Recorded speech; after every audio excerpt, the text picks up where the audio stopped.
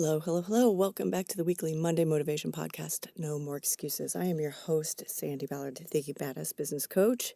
Thanks for being here. Thanks for listening. Thanks for investing in you and spending your time to listen to my podcast. This is week 329. A lot of weeks, a lot of weeks. So I appreciate you. Don't forget to check out my website, badassbusiness.coach, and connect with me on social media like one of the most recent listeners, Missy Marvelous. Thank you for connecting with me and letting me know that you're a listener. So I appreciate that. And if you've not done that, please find me, direct message me, email me, sandy@sandyballard.com. Let me know what's resonating with you, or if there's something you'd like to hear more about, please feel free to share, because I'm always looking for ideas. After 329 weeks, it sometimes gets a little tough, right? So, yes, last Monday's podcast was about making sure you're focusing on the right goals. And, like I said, it's sometimes hard to try to find new things to talk about. And I've been preaching about this for a few weeks, focusing on the right goals, learning to play bigger, digging deeper to play bigger, you know, achieving bigger goals. I talked last week about playing too small. I'd been told I was playing too small, and taking risks. What have you done to take a risk to make sure that you can achieve more, right? You're making sure that your goals excite you and scare the shit out of you just a little bit. And, when you envision your goal, does it, when you envision it coming to fruition, does it make your stomach do flips? Do you get goosebumps? Do you smile? Do you get excited? I mean, you better. That's really what it's about, right? And last Monday, I also touched briefly on that kind of 80-20 rule in business, which goes along the lines of, making sure you're focusing on the right goals, but more so the right tasks and even clients.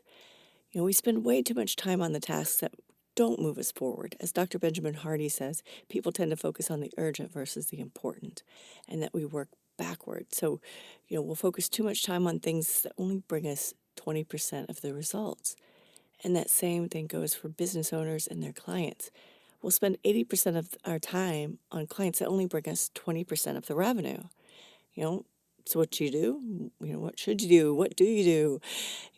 It's like taking the time to review progress on your goals and clean up your environment. Make sure that you're focused on the things that will help you achieve those goals.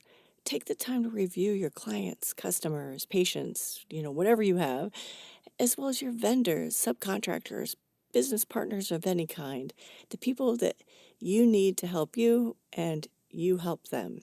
You honestly could do a volunteer or a staff check as well. When my clients did this, she realized she had, clients that just weren't active clients. They, were on her list, but they weren't engaged. They hadn't spent any money with her in years. It was just kind of, they were just there, right? Nothing wrong with them.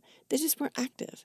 Yet she was using her time, her resources, her energy, obviously money, to continue communicating with them, and the effort. So now she's sending them letters, or she has sent them all letters, with a referral of someone who would be a better fit. It's up to them to contact that person, but it's somebody else she has a relationship with that takes on a little different niche of a client, right? There's someone for everyone. Not every person I meet wants to work with me or continues or trusts me enough to work with me. And honestly, I've had to fire some clients over the years, and also some that I just didn't worry if they didn't renew their contract.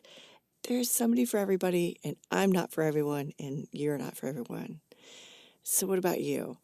Are you spending your energy and resources on the right people? And speaking of that, do you have the right people on your team? Meaning, like I said earlier, staff, volunteers, interns, whoever is helping you, right? Are those people in the right seat on the bus? I have a client who I helped review her staff. Everyone took the DISC assessment, so we knew their personalities, how they handle conflict, how they lead and communicate. And then we did an activity where they all shared an overview of their job. Everyone took one of those giant Post-it note sheets that stick onto the wall, and they wrote down like a snapshot of their day. And then everyone walked around and read them. Because, there was also that thing of everyone thought they worked harder than the next person, right?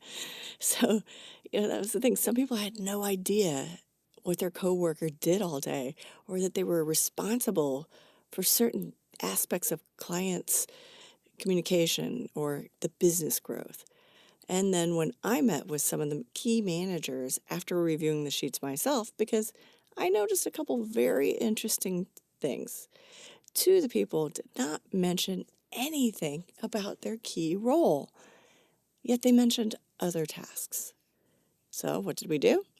Well, I met with the owner to point out this observation, and then we moved some people around so they were in the right seat on the bus. The changes weren't easy at first, but they were amazing. The result was amazing. In less than a year after this shift, the turnover stopped, the tension between the departments diminished greatly, and the best part is the business income increased by 5 figures. It was really cool. And obviously, we're continuing to make sure that people are in the right seat in the right bus, that they have the right staff, and everyone is doing the best they can. And as I mentioned earlier, it could be a vendor or subcontractor. He or she may be a nice person, but is it still a good fit? Are you still getting the service you need? A quick example is the man Candy's insurance agent. He's screwed up twice in a year. We've gotten cancellation notices, and he constantly tries to push me off to the 800 number. And I'm like, no, dude, you're our agent, and, you're the one that brought us the contract, communicated with us, and you're the one that gave us the account number. And, so once I responded to him and communicated with him and kind of forced his hand on checking in to see what happened, he realized, he had given us the wrong account number. He told me I was wrong, and then I forwarded him his email showing him the account number he told me to put on the checks. And, well, we all know how this ended. But here's the thing. So when I mentioned to the man Candy that we needed to start looking for a different agency, he said, but he's a nice guy. And I'm like, nice guy? Great. Okay. But he's screwed up twice. He's gotten your business insurance canceled twice. I mean, it's been reinstated, but we had to spend hours getting it fixed. We're all human. We all make mistakes. But seriously, getting your insurance canceled twice and then trying to push us off to the 800 number, no thanks. You're a nice guy, but, right? Sometimes we can just get so caught up in the routines that we don't stop to really look into what's happening, what we are focusing on, who we are focusing on, and who is around us.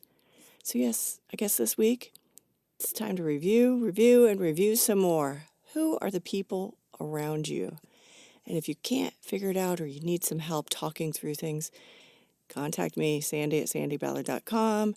Schedule a session. You can do that from my website, badassbusiness.coach. Direct message me. Let's help you make sure you're surrounded by the right people and you're focusing on the right people to make sure you are achieving the success you desire. All right? Have a great week. Continue to follow this theme this week, and I look forward to hearing from you. Cheers.